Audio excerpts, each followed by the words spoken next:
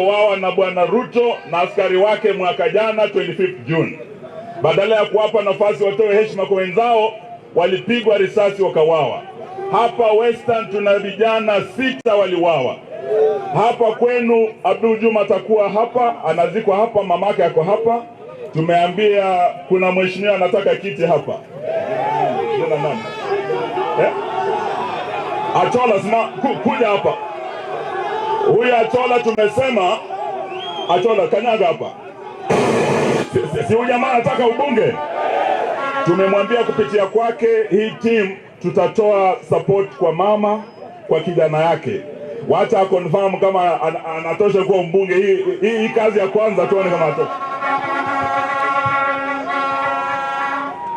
Oya.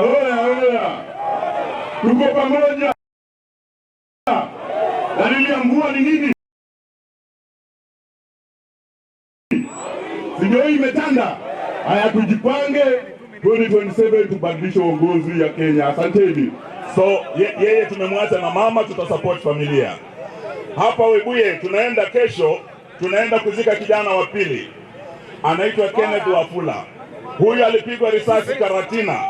Kijana wenu hapa alipigwa risasi kule Pipeline. Kuna vijana wengine 4 tunaenda kuzika kwanza kesho. Tunasema kumwagikaji wa damu Kenya lazima ukome. Na mwagaji damu kukoma Ruto mas. Hiyo tunakubaliana. Mturuhusu tukimbia Ugala tuende Bungoma, tutarudi hapa tena tuwe na mtano. Asante kutupa ofisi sasa. Thank you, God bless you.